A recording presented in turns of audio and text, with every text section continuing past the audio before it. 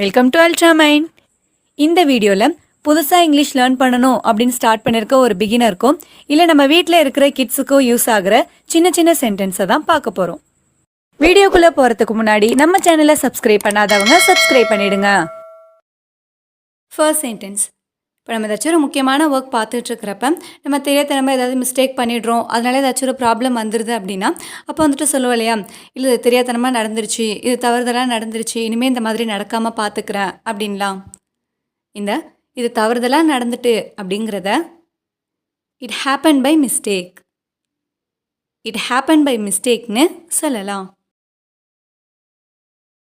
Next sentence. இப்போ நம்ம ஏதாச்சும் ஒரு ஒர்க் பார்த்துட்ருக்கிறப்ப இடையில வந்துட்டு யாராவது தேவையில்லாமல் டிஸ்டர்ப் பண்ணுறாங்க, இல்லை தொண்ணூத்தொன்று ஏதாவது கேள்வி கேட்டுகிட்டே இருக்காங்க அப்படின்னா அப்போ வந்துட்டு சொல்லுவோம் இல்லையா, நீ உன் வேலையை மட்டும் பாரு, தேவையில்லாமல் இதிலலாம் தலையிடாத, அந்த மாதிரிலாம்.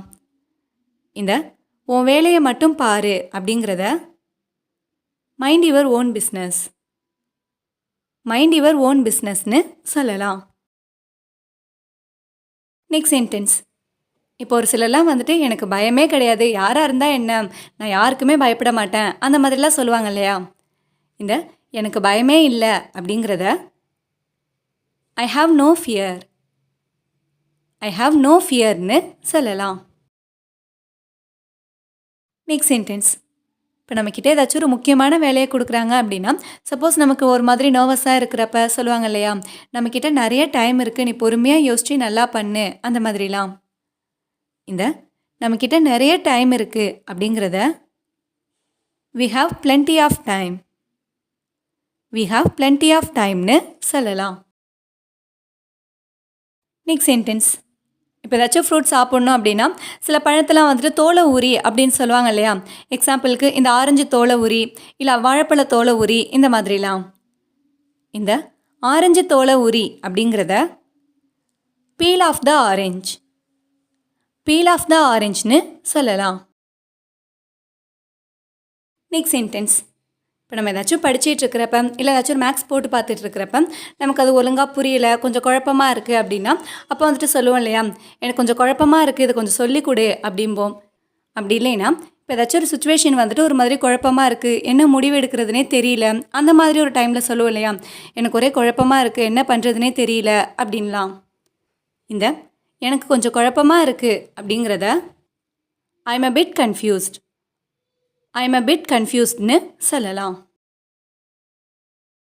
Next sentence. இப்போ எல்லாருக்குமே வந்துட்டு அவங்க ரொம்ப ஹாப்பியாக இருக்கிற டைம்லையோ இல்லை ரொம்ப சோகமாக இருக்கிற டைம்லையோ வந்துட்டு அவங்களோட அழுகையை கட்டுப்படுத்த முடியாமல் இருப்பாங்க இல்லையா. அப்போ வந்துட்டு சொல்லுவோம்ல, அவளால் அழுகையை கட்டுப்படுத்தவே முடியல, அவள் அழுதுகிட்டே இருந்தா, அவளால் கண்ட்ரோல் பண்ணவே முடியல, இந்த மாதிரிலாம்.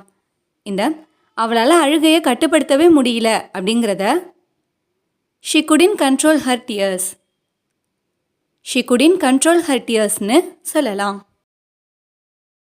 Last sentence. இப்போ நம்ம ஃபேமிலிக்கிட்டேயோ இல்லை நம்மக்கிட்டேயோ வந்துட்டு ஏதாவது ஒரு விஷயத்தை பற்றி நம்மக்கிட்ட சொல்லியிருந்திருப்பாங்க, அதை பற்றி ஏதாவது முடிவெடுக்க சொல்லியிருப்பாங்க. சப்போஸ் நம்ம அதை பற்றி எதுவுமே யோசிக்கல அப்படிங்கிறப்ப சொல்லுவோம் இல்லையா, இல்லை இன்னும் எதுவும் முடிவு பண்ணலை, நான் யோசிச்சுட்டு சொல்கிறேன், அந்த மாதிரிலாம். இந்த இன்னும் முடிவு பண்ணலை அப்படிங்கிறத it is not decided yet, it is not decided yetனு சொல்லலாம். இந்த வீடியோ உங்களுக்கு யூஸ்ஃபுல்லாக இருந்துச்சுன்னா லைக் பண்ணுங்கள், மறக்காமல் உங்கள் ஃப்ரெண்ட்ஸுக்கும் ஷேர் பண்ணுங்கள். அண்ட் தேங்க்ஸ் ஃபார் வாட்சிங்.